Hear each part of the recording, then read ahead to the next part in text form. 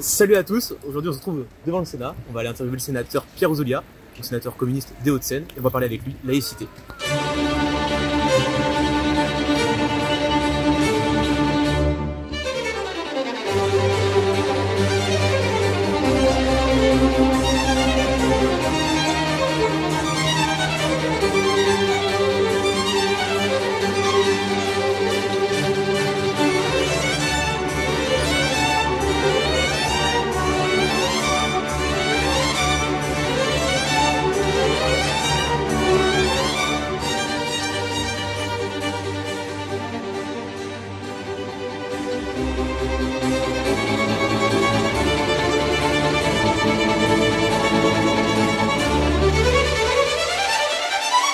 Bonjour Monsieur Ouzoulias, merci de nous accorder cette interview pour Gavroche Média. Vous êtes du coup sénateur communiste de Hauts-de-Seine et vice-président du Sénat. La laïcité est l'un de vos combats. Qu'est-ce que représente ce concept et en quoi, selon vous, c'est un concept progressiste? Ah, très bonne question. Alors, je pense qu'il y a plusieurs façons d'aborder la laïcité. Il y a d'abord une façon juridique, législative, en considérant que c'est la loi de 1905, avec plusieurs principes simples. Le premier, c'est la liberté de conscience, dans lequel il y a la liberté du culte, hein, mais la laïcité ne se résume pas à la liberté du culte, c'est toute la liberté de conscience. Et la seule façon, dans une démocratie, de garantir de façon absolue la liberté de conscience, c'est la séparation de l'Église et de l'État. Ah. Comme disait Victor Hugo, l'État chez lui, l'Église chez elle. C'est ce qui permet d'assurer par la neutralité de l'État la liberté de conscience de chacun des citoyens et des citoyennes. Ça, c'est la définition législative. Après, on peut aussi en avoir une définition plutôt d'ordre moral et philosophique, en considérant que c'est un instrument qui est au service de l'émancipation des consciences. Et ça, c'est tout à fait fondamental. Il y a une expression que je ne supporte plus à propos de la laïcité, c'est le vivre ensemble. Ça ne veut rien dire. Le vivre ensemble, c'est une espèce de recette, un peu comme la ratatouille, qui permet de définir quel est le mode de cohabitation d'entités qui restent parfaitement étrangères les unes aux autres. Donc ça serait une forme de concordat, et l'expression va bien, qui permet la cohabitation entre elles de différentes communautés. L'État pouvant reconnaître lui-même ces communautés. Ça, c'est plutôt la laïcité à l'anglo-saxonne et pas du tout la laïcité telle que l'a conçue la République, celle de 1789. Le premier à parler alors pas de laïcité, parce que le mot est plus tardif, mais de séparation de l'Église et de l'État, c'est l'abbé Grégoire, révolutionnaire, 1793. Il a un grand discours sur ce que doit être la séparation de l'Église et de l'État. Et derrière, je pense qu'il faut voir cette revendication de l'esprit des Lumières, qui est déterminante, avec l'expression de Kant, sapere aude. En latin, il le traduisait par il faut que tu aies l'ambition, dans toute chose que tu fais, de soumettre toutes les opinions, quelles qu'elles soient, y compris religieuses, à ton entendement, à ta raison.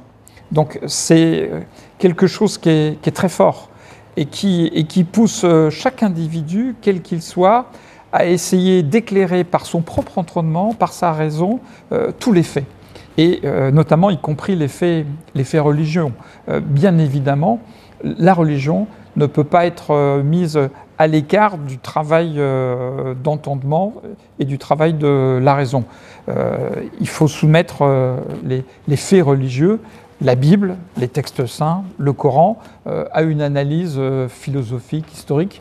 Ça, c'est ce qu'avait vu Spinoza, et ce qui lui a valu d'être exclu de la communauté juive à son époque. Donc la laïcité, c'est tout ça. C'est quelque chose de très complexe qui s'organise de façon différente, mais qui a une définition relativement précise dans le champ juridique, que je rappelle, liberté de conscience, séparation de l'Église et de l'État. Voilà. Déjà, si on s'entend là-dessus, on est à peu près tous d'accord sur ce qu'est la laïcité. La loi de 1905, elle a été arrachée par la République au Vatican. Il y a un conflit, qui est un conflit majeur entre la République française et le Vatican, qui aboutit d'ailleurs à la rupture des relations diplomatiques entre les deux États, entre la République française et le Vatican. Et qu'est-ce que veut la République ? Elle veut que le Vatican ne soit plus le régulateur des consciences. Il y a une lutte très forte. C'est pas la loi de 1905, c'est pas un moment où autour d'une table, l'Église et la République ont réfléchi sur la façon de mieux organiser leurs relations. Non, c'est un combat très fort où à un moment donné, la République considère que le Vatican, l'Église catholique, ne doit plus être le guide des consciences, qu'elle doit abandonner ce rôle à la République. Ça se fait en plusieurs étapes. Ça se fait d'abord par l'enseignement, la reprise de l'enseignement aux congrégations. Une partie des congrégations sont chassées de France. On l'oublie, ça se fait de façon très violente. Et puis c'est ensuite tout ce qu'on a suivi derrière avec la crise des inventaires.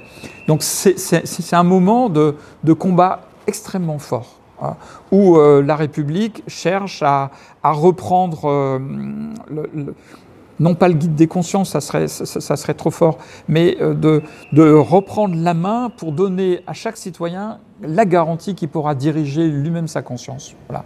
Et ça, c'est quelque chose de fort. Donc il ne faut pas oublier ça. Il ne faut pas oublier ça. Et je pense que le combat que les laïcs ont eu dans les années 1905 est un combat de parfaite actualité. Et aujourd'hui, on peut contester à certaines communautés musulmanes, mais aussi la communauté catholique, le fait de s'approprier les consciences. Et il faut donner à chaque citoyen, quel qu'il soit, la possibilité de s'affranchir de sa communauté, de s'affranchir de sa religion, de critiquer sa religion. Jaurès le dit et de façon extrêmement intéressante. Ce qui vise aussi par la loi de 1905, c'est de libérer l'Église d'elle-même. Et il pense que par la séparation de l'Église et de l'État, il pourra y avoir au sein de l'Église catholique un courant qui la libérera de ce qu'elle est, c'est-à-dire quelque chose d'extrêmement conservateur, à tout point de vue. Conservateur social, conservateur moral, conservateur en matière de conduite personnelle. Et lui pense à l'abbé Loisy, qui à la même époque est excommunié parce qu'il porte une critique très très forte du cléricalisme et de ce qu'est l'Église. Jaurès s'est complètement trompé. La loi de 1905 n'a pas libéré l'Église catholique d'elle-même, au contraire, elle a réaffirmé une forme d'identité dont on n'est quasiment pas sorti. Et on aurait pu penser qu'à la suite de Vatican II, il puisse y avoir de nouveau un mouvement de libération de l'Église, et on voit bien qu'aujourd'hui, les choses ne sont pas du tout réalisées.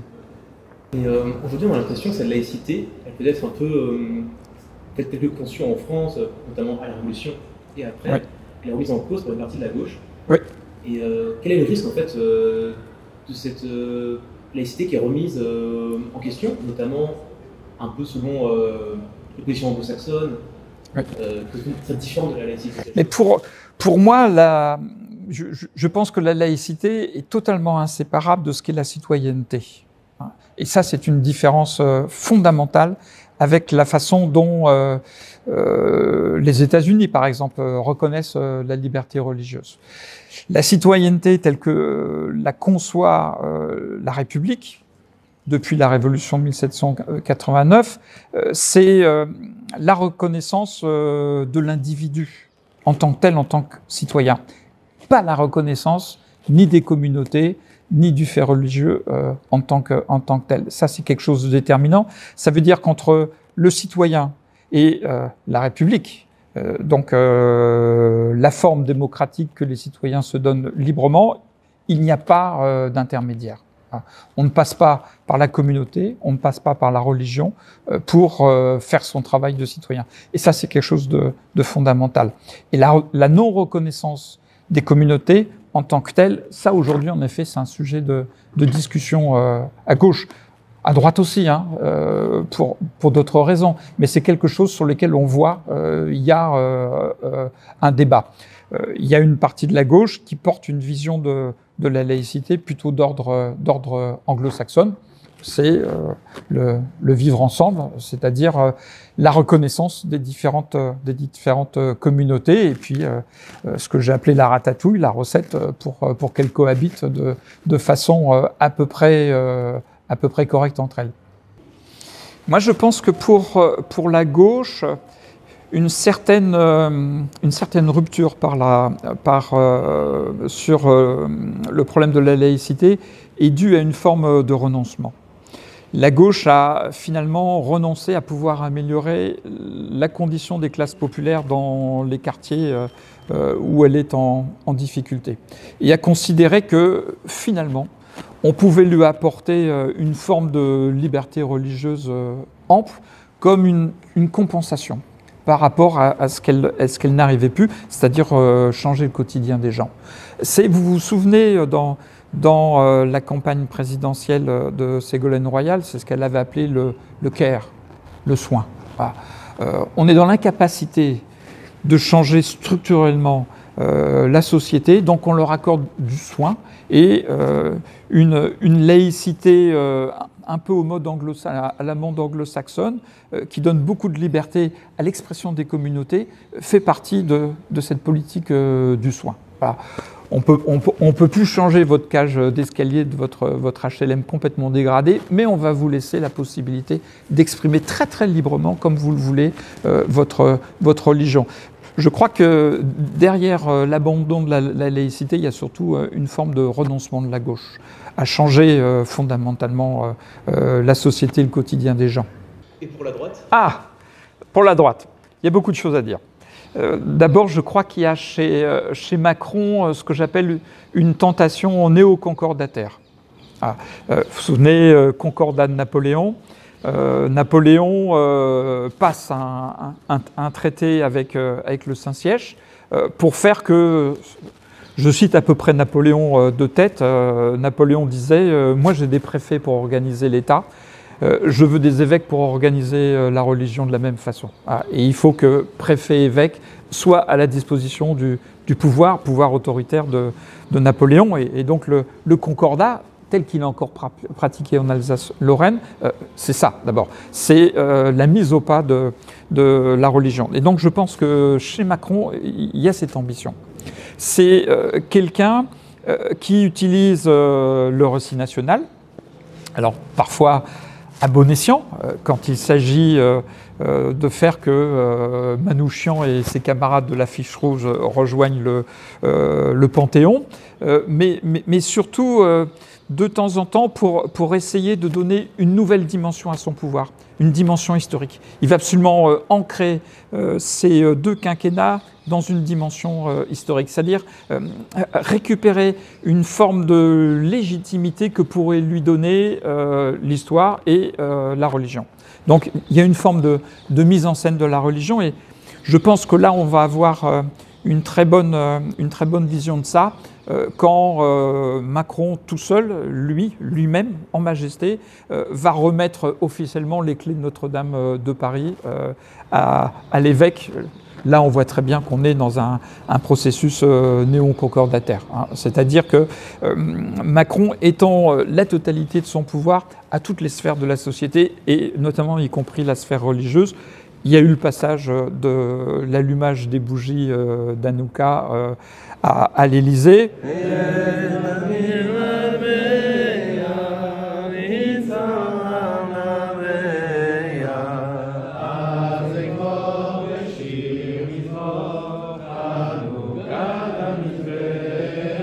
Petite parenthèse, j'ai déféré cet acte devant le Conseil d'État. On va voir le résultat. Je suis pas très rassuré sur ce qui peut sortir de tout ça. Je suis même relativement inquiet. Donc ça, c'est la vision de de la religion selon Macron, qui n'était pas très éloignée de celle de Sarkozy. Hein, souvenez-vous, la comparaison entre le curé et le professeur. Le curé sera toujours au-dessus parce que, bien évidemment, il a beaucoup plus à communiquer. Après, pour la droite, celle que je fréquente par exemple au Sénat, il y a une hypocrisie monstrueuse, qui touche à plusieurs choses. La première, c'est que la droite se satisfait d'une laïcité très imparfaite. Imparfaite d'un point de vue géographique, vous le savez, la loi de 1905 ne s'applique pas partout. Elle ne s'applique pas en Alsace-Lorraine, ne s'applique pas en Guyane. En Guyane, on ne le sait pas, c'est l'ordonnance de Charles X, 1828, qui continue de s'appliquer, laquelle considère que la religion catholique apostolique romaine est religion d'État. Les curés sont payés par la collectivité. La loi de 1905 ne s'applique pas à Saint-Pierre-et-Miquelon, à Wallis et Futuna, en Polynésie, etc., etc. Il y a plein d'exceptions géographiques. À chaque fois qu'ici, dans cette maison au Sénat, j'ai porté des amendements pour qu'elles s'appliquent partout, la droite a systématiquement refusé. Et là, de nouveau, dans le budget, je porterai un amendement de suppression du concordat. Je peux vous donner le résultat. On sera 30 ou 40 à le voter, comme d'habitude. Voilà. Première chose. Deuxième chose, la droite utilise la laïcité pour montrer qu'une religion, l'islam, est d'une certaine façon complètement incompatible avec la République. Voilà. Et donc utilise la laïcité pour remettre l'islam en dehors du champ de la nation et en dehors du champ de la République. Bien évidemment, c'est profondément anti-laïque, puisque la laïcité, c'est la neutralité. Comme il y a une non-reconnaissance des religions, on ne peut pas considérer par essence que l'islam serait contraire à la République, puisque le principe de la République, c'est la neutralité. Donc là, je pense qu'il faut combattre la droite par rapport à son hypocrisie, par rapport à ses doubles discours. Et la seule façon de le faire, c'est d'être d'une extrême rigueur par rapport à l'application de la laïcité. Moi, j'étais favorable à l'interdiction de l'abaya. Je poursuis le maire d'Asnières parce que dans son éditorial de son journal municipal de décembre, il y a une référence qui est faite à la nativité, etc., que je ne supporte pas.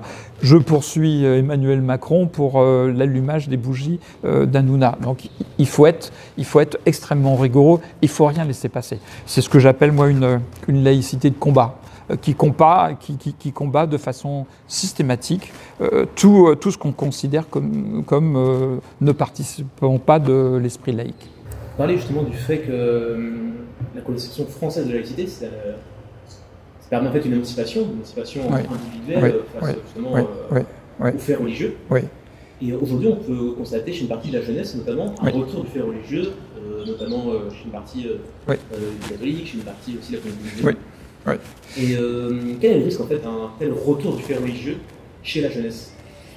Alors je pense que quand on parle de retour du fait religieux, faut bien regarder quelle est la pratique religieuse des personnes qui mettent en avant leur identité.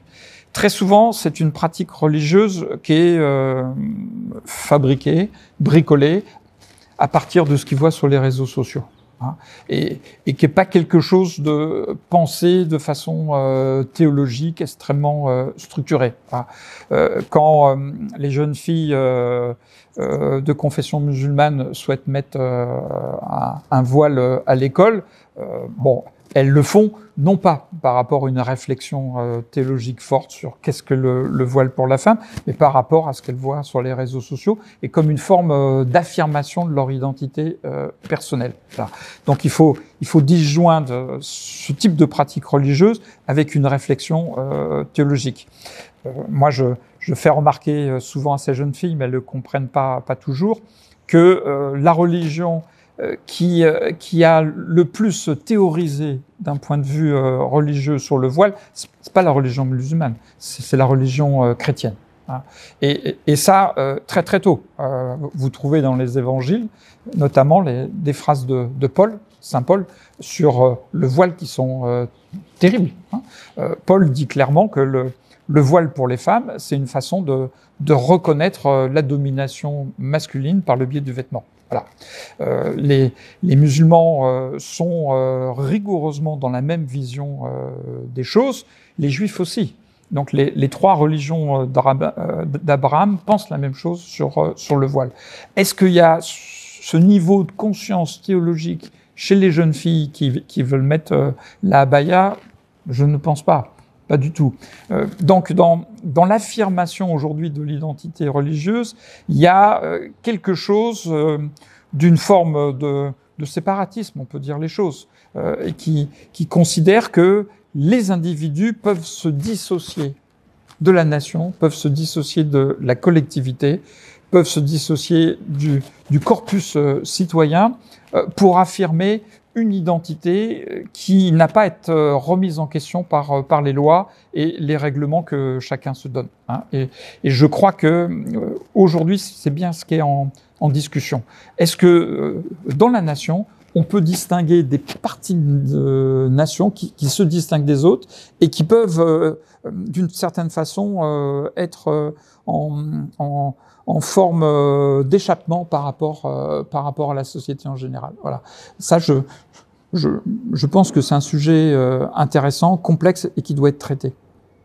Est-ce que aussi ce retour du fait religieux n'est pas corrélé finalement à l'échec en fait, de la promesse d'émancipation républicaine et la République qui promet finalement à l'individu de se réaliser, de pouvoir, indépendamment de sa condition de naissance, s'élever?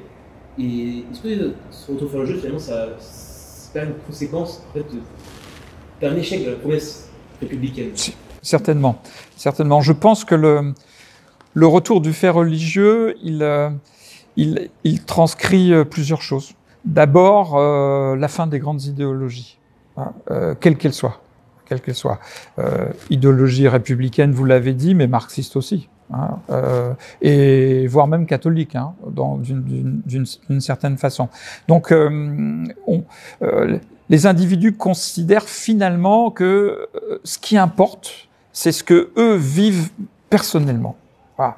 Et il y a quelque part, notamment dans une partie de la gauche, la revendication un peu foucaldienne, hein, donc liée à Foucault, qui considère que, de toute façon, tout projet collectif est par essence totalitaire. Et ce qui compte, c'est l'individu lui-même, dans ce qu'il représente, dans son identité propre. Donc là, il y a quelque chose qui est fondamental, qui est fort, et qui fait qu'il est très difficile ensuite de construire un projet collectif, notamment le projet républicain, par rapport à des consciences qui sont très individualisées, qui sont d'une certaine façon très identarisées. Voilà. Là, il y a un souci. Pourquoi la promesse républicaine a échoué par rapport à la laïcité? Parce que, essentiellement, pour Jaurès et pour d'autres en 1905, on ne peut pas séparer l'émancipation de la raison, l'émancipation personnelle de l'émancipation sociale. Et que la laïcité, vous connaissez la phrase de Jaurès répétée ad nauseam, il ne peut pas y avoir de laïcité sans émancipation sociale.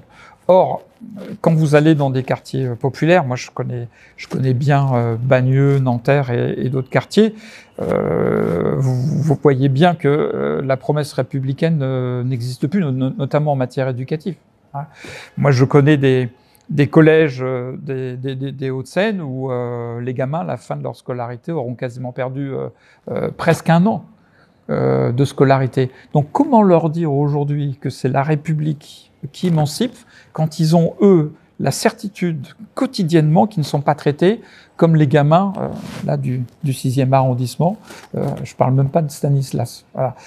Donc, tant qu'on n'arrivera pas à offrir à ces enfants-là des moyens supplémentaires pour sortir de leur milieu social et pour pouvoir ensuite s'affranchir de leurs conditions sociales, on n'arrivera pas à faire passer le message de la laïcité. Et la laïcité, encore une fois, là, elle doit être absolument associée à l'émancipation sociale. On ne peut pas réussir la laïcité si on ne réussit pas à côté de l'émancipation sociale. Et c'est ce qui aujourd'hui pose problème. Moi, j'ai rencontré à Nanterre des mamans qui me disaient, alors c'est les mamans de la cité Pablo Picasso, hein, là où il y a eu malheureusement les émeutes et le quartier de Nanterre qui a été le plus touché, et qui me disaient très justement, nous, ça ne nous pose pas de problème d'envoyer nos filles non voilées à l'école, mais ce qu'on aimerait bien, c'est que les professeurs soient remplacés. Voilà.